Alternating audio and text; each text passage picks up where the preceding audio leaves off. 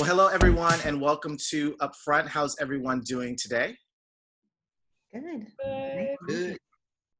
So I'm super excited to have you all on the show today. We're really anticipating this virtual Art of Giving benefit that National Black Arts is presenting this year, and been a fan of the National Black Arts Festival for ages. Stephanie, you and I talked about that in a conversation a few weeks ago, and have been a longtime supporter. WCLK has been in partnership with NBAF for, wow, almost 20 years now. And so we're really excited about this event that is coming up on September 26th at 6:30 p.m. It is a all virtual event since we are still in this, as I call it, the Corona storm. And so we're really excited about this. And I'm going to start off in talking to you, Stephanie. You're actually the managing director of the festival. Congratulations on coming into that position. And let's talk about the inspiration behind this event, if you will. Sure. So first of all, thank you so much for having us on the show today. It's really an honor to be here speaking with you and sharing a little bit about what's going on with NBAF. And yes, so normally I think, a lot of your listeners are very familiar with the organization and the festival. And we usually have two big fundraisers every year. So we have our Fine Art Plus Fashion that takes place in March, and then our annual gala that takes place in the summertime. And so obviously, this has been a little bit of a different year. And so we've kind of been pivoting and evolving. And so we were holding on, and we were very hopeful that we were going to still be able to do maybe a smaller in-person, gala event. But, just based off of the recommendations from the government and from our, stakeholders, we decided to go ahead and move and change this to something that would be all virtual. But the awesome part about it is it's really our opportunity to launch our inaugural Horizon Awards. So we're very excited about that. That was something that was created by our former CEO, Vicki Morrow, who left us to take an opportunity at March of Dimes. But Tiffany, LaTrice, our artistic director here, has kind of taken that initiative and through blood, sweat, and tears, brought it to life this year, where we can really honor emerging artists in 3 different categories. So we have music, songwriting, and filmmaking, and visual arts. And so we also have Troop Brand here today, who is our winner for the music category. Hi. So I want to pivot this question to Tiffany LaTrice. Congratulations on becoming the artistic director for the festival. And this, again, you mentioned the Horizon Awards. This is the inaugural event. How did you come up with the different categories? Because you're honoring, as you just mentioned, Troop, who's the music honoree, film, and art itself. So how did you come up with those categories? And you've got some impressive judges as well. So let's talk about them too. I know. I love the judges. That was probably the best part of this whole process, because they were so invested in the actual selection category. So when I was brought to this project by Vicki, we really thought about Atlanta. Atlanta is known for visual arts. You have the longest and the biggest Southeast Gallery, Zuccotti here, that supports Black artists. You have some legends in Atlanta, like Luz Del Art that just passed. You have so many incredible luminaries. And then, the film industry is also burgeoning here, with Tyler Perry taking the lead. And then you have music, like the pulse of music comes from Atlanta. So when we're thinking about how we could launch this based on the breadth and depth of the organization, supporting so many artistic disciplines, we wanted to start with these 3 categories because those have really deep roots in Atlanta. And then we wanted to say, okay, Atlanta knows these 3 artistic disciplines well, but we want to let the world know that we are also really supporting emerging artists during this time. And we're one of the leading institutions that do it, especially being around, for over 30 years in Atlanta. I think that's a really long history and rich history that a lot of the world doesn't know. So we wanted to create a national competitive competition that had a really great awards package that will help an emerging artist scale their career and really put National Black Arts on the map as someone who is championing new and emerging voices today. Because I just think, you know, where we are socially, politically, and economically, we need Black voices to survive and sustain our community, to continue to grow diverse neighborhoods and more equitable world.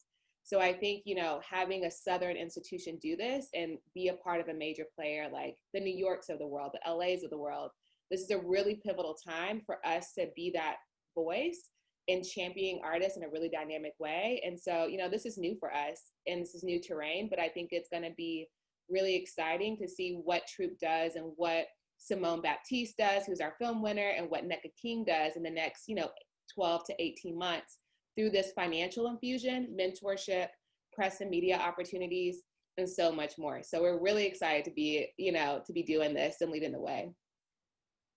Absolutely.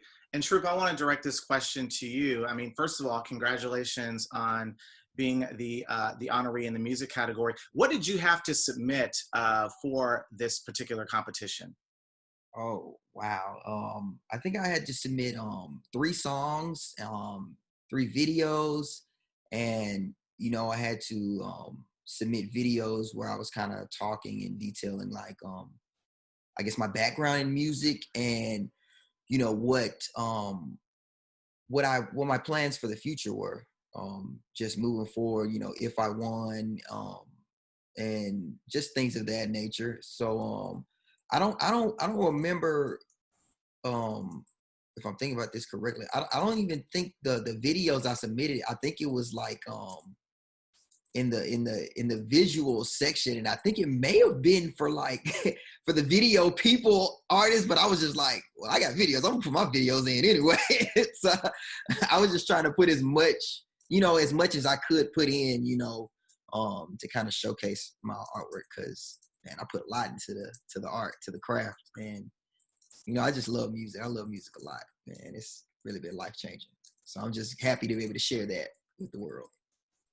And I will say, Troop did go above and beyond in his application, and that's what stood out. He submitted way more than he was supposed to, and I think that's what the judge really gravitated to. His application, he submitted his EPK, he had videos from his different songs and things like that. So I think we really got to see the overall artist, and not just someone who is a talented songwriter, but really a performer, really has a passion for his craft. And so when we looked at that, it was like, all he needs is a little bit more marketing and branding. And like, this man is a superstar. Like, he's going to be next up. And I don't know if you've heard his music, Ray, but he's incredible. Troop, how would you describe your style? Because as I was reading, it's a fusion of hip hop and pop music. Is that correct? Yeah, that's correct. These aren't my words, but somebody told me, they were saying, like, they said if you took like Marvin Gaye and maybe combined him with a rapper in today's era, they said that's kind of what my style is. I was just like, okay, cool. I like Marvin Gaye. So I was like, okay. Wow, that's Marvin Gaye is such an iconic artist. So that's heavy. I want to go back to you, Stephanie. I'm sorry. I want to go back to you, and let's talk about, if we can, the importance of this in terms of being able to give to artists during this time, because as we mentioned at the top of the hour, we are dealing with this coronavirus pandemic, and this is really an opportunity to help those who are dealing with, you know, some financial issues and really trying to still remain creative during this a very, very hard time. So let's talk about that if we can. Absolutely. So something really central to NBAF is supporting artists and providing artistic development opportunities. And so when COVID first hit, we were trying to figure out what are the best ways that we can support artists during this time, right? And so we know the gig economy and just Black artists in general have been some of the hardest that were hit. So one of our first things was launching National Black Arts Forward, and through that was our Artist Project Fund. And that's where we really came in and tried to provide some financial resources for artists that might have had some projects that were stalled as a result of the pandemic. And so in addition to that, we provided some virtual programming, which was, offering some paid hosting opportunities, again, to support artists through this time. But again, we had already started the work on the Horizon Awards, and this just kind of really worked right in tune with those two things to just continue to provide that inspiration, that encouragement. Let's really just continue to sow into these artists so that they can do what they do best, help, create that art that changes the world. And that really just kind of supported our mission too, to just continue to uplift artists, especially during these times. And my last question will be to you, Tiffany. As the artistic director, we're in the midst of this storm. Where do you see Atlanta's arts community moving forward in 2021? Once we've gotten a vaccine and we're kind of back to some type of normalcy, hopefully, where do you see our art community in the next year? That's a really great question. What I see right now, especially with the Black Lives Matter movement, what's going on across the nation, us needing to vote and actually be active in the community through our voice and artistic practice. We were seeing a lot of brands, a lot of corporations tapping artists to use our artwork and use our platform to really unify amongst ideas. So I think, before we were in a space of kind of individualism and, we would uplift and one artist at a time, but I think we're moving more into a collective and cooperative creative community where we're looking for more collaboration, more intentional support. So you see a lot of these micro groups emerging and supporting one another through cooperative economics, as well as collaboration through exhibitions or murals and things like that in the city. So I really see at least art organizations championing more collaboration across organizations, us collaborating with the Hammond's House, Zucot, Spelman Museum of Fine Art, and for doing that and being more intentional around that. Because just yesterday, there was a conversation even with the Community Foundation about the state of Black art in Atlanta. So these conversations are happening. And I think, we know that we're stronger together. And that is going to be the motto, I think, moving forward. And artists are buying into that a little bit more. We're no longer seeing some silos across the sector. We're seeing more collaboration and togetherness. So I'm really excited about that and just the conversations that have been happening. Because we're all at home. We're all thinking about these things. Like, we're not all like scurrying to art shows or art events and music events. And now we have time. And so now we have time to talk. And dialogue is so important right now. So I think us engaging in some really constructive dialogue is going to propel the arts community to increase our funding scope and increase collaboration and really see us grow and propel forward using our voices and our artistic talents.